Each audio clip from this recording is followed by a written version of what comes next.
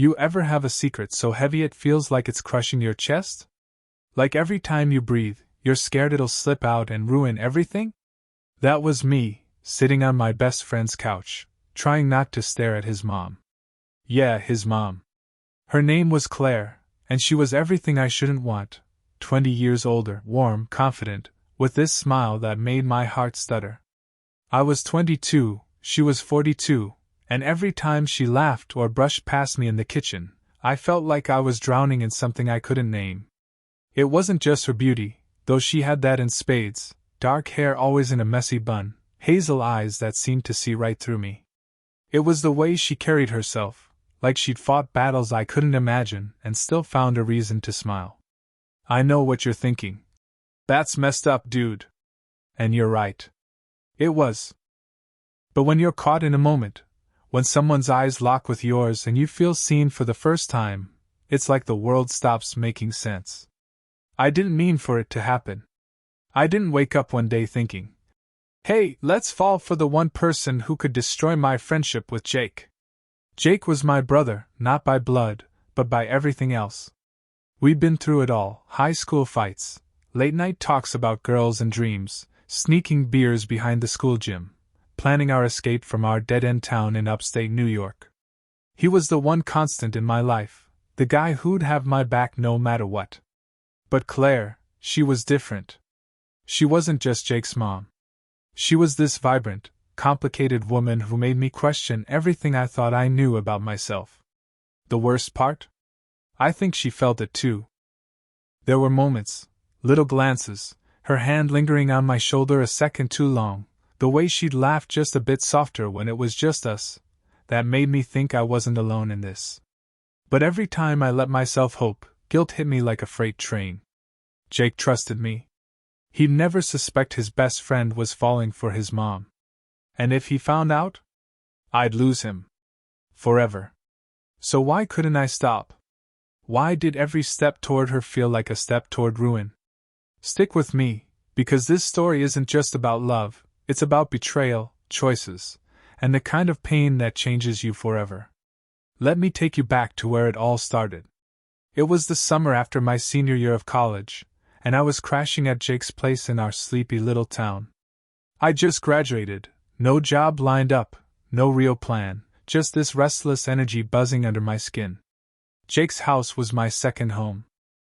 His mom, Claire, had always been there, cooking us dinner when we were kids, patching us up after skateboarding accidents, laughing at our dumb jokes.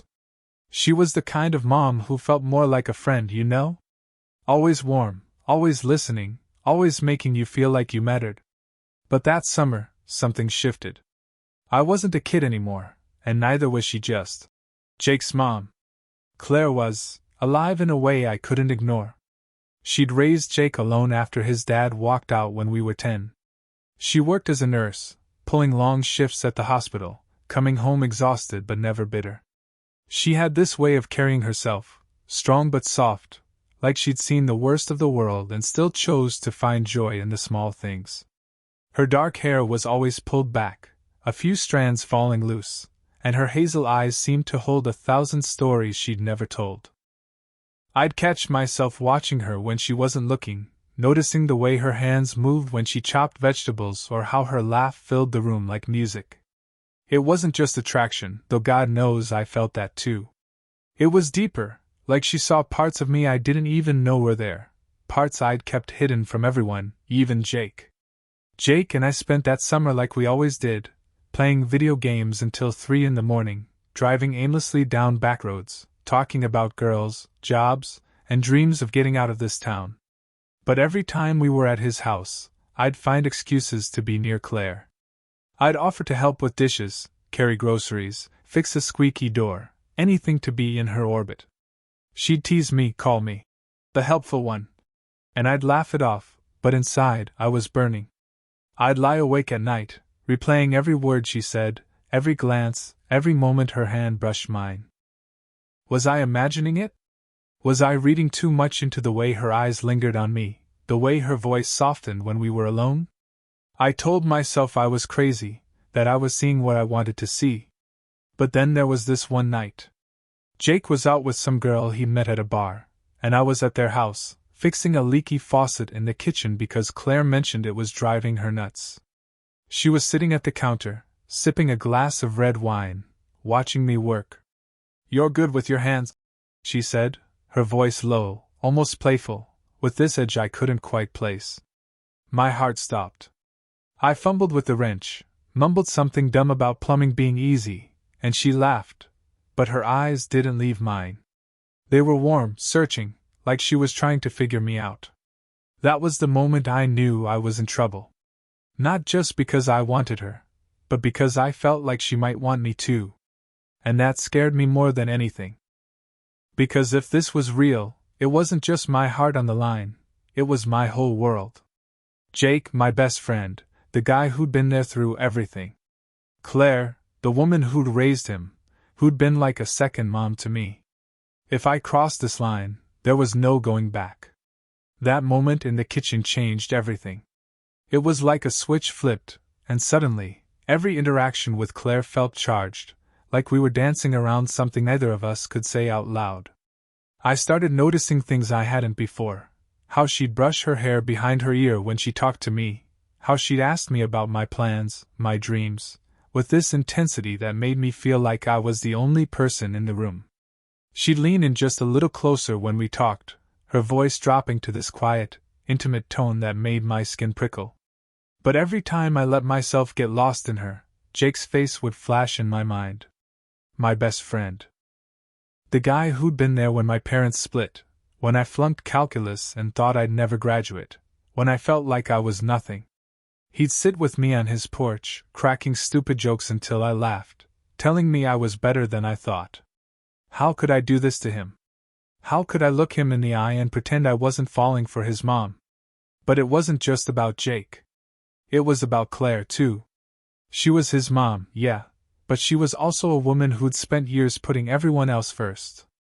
I saw how tired she was, how she'd smile through her exhaustion after a 12-hour shift, how she'd light up when she talked about the books she loved or the places she wanted to see someday, Paris, Florence, places she'd only read about. I wanted to be the one to make her feel alive again, to take her to those places, to see her smile without that shadow of fatigue.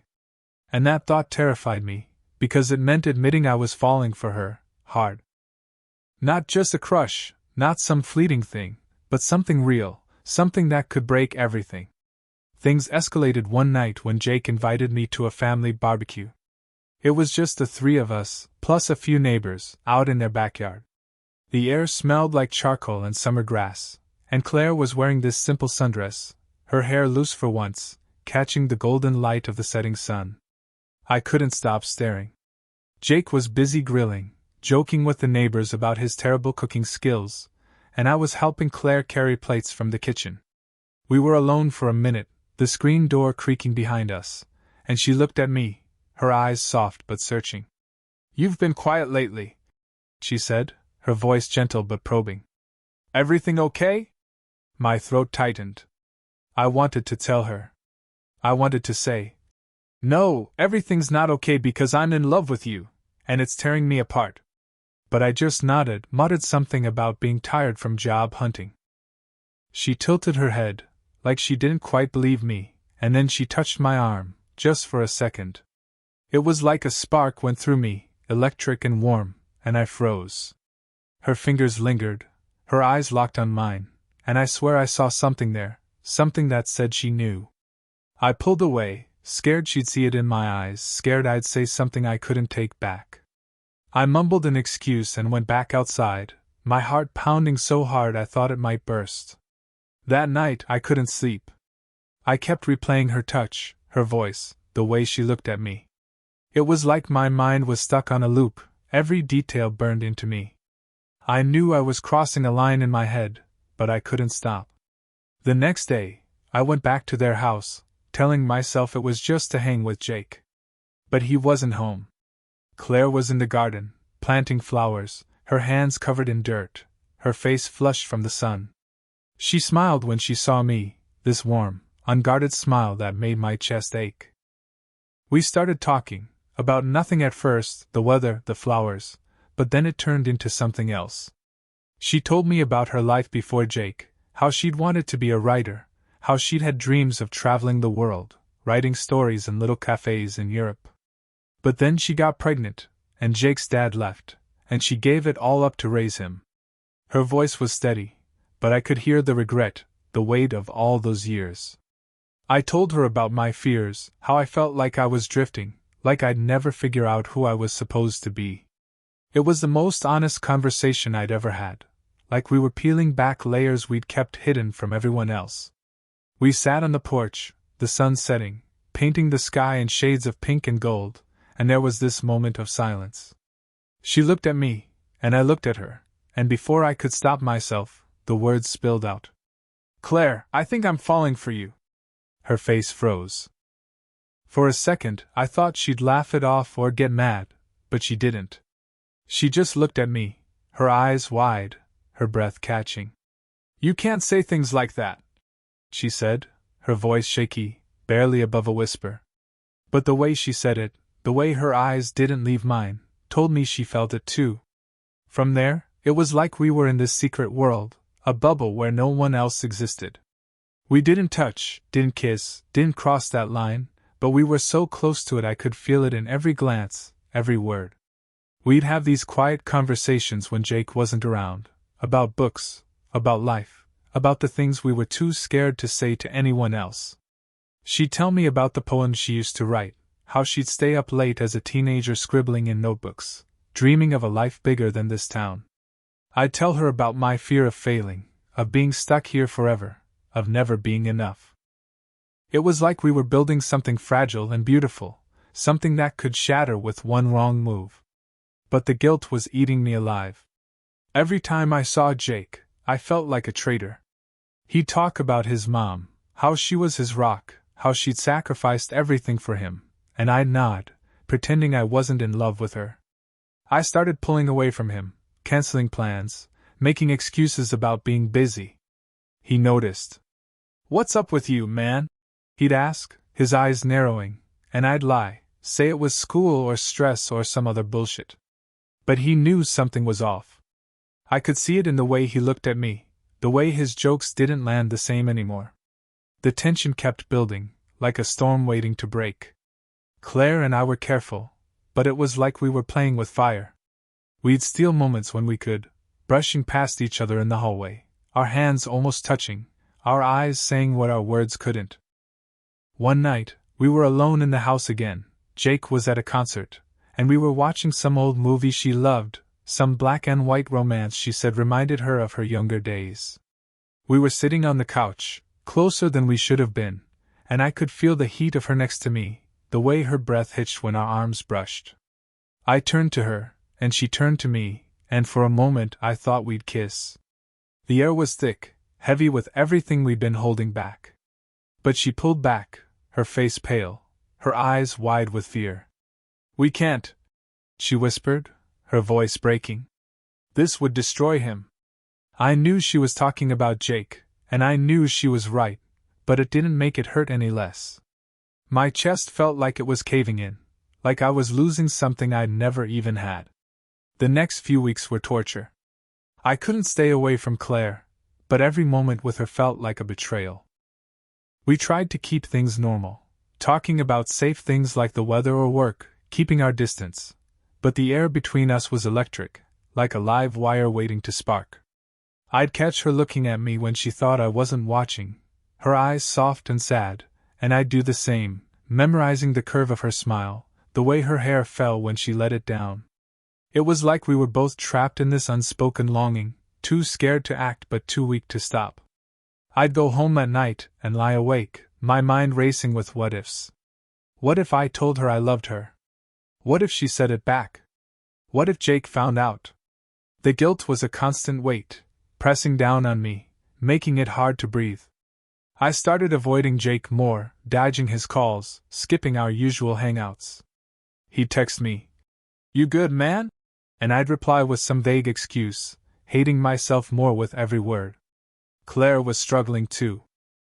I could see it in her eyes, the way she'd hesitate before speaking, the way her hands would shake when we got too close. She tried to act normal, but there was this tension in her voice, this quiet pain that mirrored mine. We were both drowning in guilt, but the pull between us was stronger than anything I'd ever felt.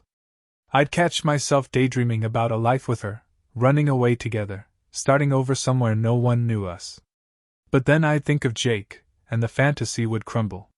He was her son, my best friend, the one person who'd always had my back. How could I do this to him? How could I be this selfish? One day, it all came crashing down. Jake walked in on us in the kitchen. We weren't doing anything, just talking, standing a little too close, our voices low and private, but the look on his face told me he saw something. His eyes darted between us, sharp and accusing. "What's going on?" he asked, his voice cutting through the air like a knife. I froze, my heart slamming against my ribs. Claire tried to play it off, laughing nervously, saying I was helping with dinner, but Jake wasn't buying it. He looked at me, his best friend, and I saw the hurt in his eyes, the betrayal he couldn't quite name. "You're acting weird, man," he said, his voice tight. "Both of you." I wanted to tell him the truth, to confess everything and beg for forgiveness, but the words wouldn't come. Instead, I mumbled something about needing to go, grabbed my jacket, and walked out, my heart pounding so hard I thought I'd be sick. That night, Claire texted me, "We need to talk." Her words were like a punch to the gut. I knew what was coming, but I wasn't ready for it. We met at a park, away from Jake, away from the house, away from everything that tethered us to reality. It was late, the air cool and heavy with the scent of pine. Claire looked exhausted, her eyes red like she'd been crying, her hands twisting together in her lap. "This has to stop," she said, her voice barely above a whisper. "We're hurting him. We're hurting ourselves." Her words hit me like a wave, cold and relentless. I wanted to argue, to tell her I didn't care, that I'd give up anything for her, Jake, my future, everything. But I saw the pain in her face, the way her shoulders slumped, the way her voice broke, and I knew she was right. We were tearing everything apart, piece by piece. I nodded, my throat too tight to speak, and we sat there in silence, the weight of our choice settling over us like a fog. But stopping wasn't that simple. The more we tried to pull away, the harder it got. I'd see her at the house, passing through the kitchen or sitting on the porch, and it was like my heart was screaming. I'd dream about her, wake up with her name on my lips, my chest aching with the loss of something I'd never fully had. Jake was pulling away too. He stopped inviting me over as much, stopped texting as often, his messages short and clipped. I could feel our friendship slipping, like sand through my fingers, and it killed me. But I couldn't let go of Claire. Not yet. Not when every glance, every word, felt like it was keeping me alive. One night, it all boiled over. Jake confronted me at a bar, the kind of dive we used to love, with sticky floors and cheap beer. He'd had a few drinks, his eyes glassy but sharp, and he didn't hold back. "You're into my mom, aren't you?" he said, his voice loud enough for people to turn and stare. My stomach dropped. I tried to deny it, stammering something about him being crazy, but my face gave me away. I could feel the heat in my cheeks, the way my hands shook. He laughed, this bitter, broken sound that cut deeper than any punch. "You were my brother, man," he said, his voice cracking. "How could you?" He didn't wait for an answer. He just walked out, leaving me standing there, the weight of his words crushing me. I felt like the worst person alive, like I'd betrayed the one person who'd always been there for me. I wanted to run after him, to explain, to beg him to understand, but what could I say? That I loved his mom? That I couldn't help it? None of it would fix what I'd broken. I went to Claire that night desperate, my heart in pieces. I found her at the house, sitting in the living room, the TV off, the room dark except for a single lamp. I told her what happened, told her about Jake, told her I couldn't lose both of them. She was crying, shaking her head, her hands clenched in her lap. "I'm his mother," she said, her voice raw with pain. "I can't do this to him. I can't be the reason he loses you." I wanted to scream, to tell her it wasn't fair, that we deserved to be happy. But then she looked at me, her eyes wet and shining, and for the first time, she let herself be honest. "I love you," she said, her voice breaking on the words. "But we can't." It was the first time she'd said it out loud, and it felt like a knife and a lifeline all at once. I wanted to hold her, to tell her we could find a way, but I saw the truth in her eyes. This wasn't just about us. It was about Jake, about the family she'd built, about the life she'd fought for. And I knew, in that moment, that loving her meant letting her go. We made a choice that night. We ended it. Not because we wanted to, but because we had to. Jake was her son, my best friend, and no matter how much we felt for each other, we couldn't destroy him. I moved out of town a week later, took a job in another state, some entry-level gig I didn't care about. I didn't say goodbye to Jake. I couldn't face him, couldn't look into his eyes and see the betrayal I'd caused. Claire and I haven't spoken since, not a call, not a text, nothing. But I carry her with me every day, the way she laughed, the way her eyes lit up when she talked about her dreams, the way she made me feel alive in a way I'd never known. I don't know if I'll ever love someone like that again, and I don't know if that's a blessing or a curse. Sometimes, late at night, I'll close my eyes and see her, standing in that garden, her hands covered in dirt, her smile soft and sad. And I wonder what might have been if we'd been different people, in a different life. Here's the twist, though. A year later, out of the blue, Jake called me. I was in my new apartment, boxes still unpacked, living a life that felt like it belonged to someone else. His voice was quiet, hesitant, not the Jake I remembered. He didn't forgive me, not exactly, but he said he missed me. He said things weren't the same without me, that his mom was different now, quieter, like something in her had dimmed. My heart broke all over again, because I knew I'd done that to her. I wanted to tell him it was my fault, that I'd broken her too, that I'd loved her and lost her, and it was tearing me apart. But I didn't. Some truths are better left unsaid, locked away where they can't hurt anyone else. I told him I missed him too, and we talked for a bit, about nothing important, like we were trying to find our way back to who we used to be. But it wasn't the same, and I don't know if it ever will be. I'm still figuring out how to live with the guilt, the what-ifs, the ache of knowing I lost them both, Jake, my brother, and Claire, the woman who changed me. So, here's my question to you. Have you ever loved someone you shouldn't? Have you ever had to choose between your heart and what's right? Have you ever felt a pull so strong it made you question everything, even who you are? Drop your story in the comments. I read every single one, and I want to know I'm not alone in this. If this hit you hard, if it made you feel something raw and real, smash that like button, share it with someone who gets it, someone who's felt that kind of impossible love.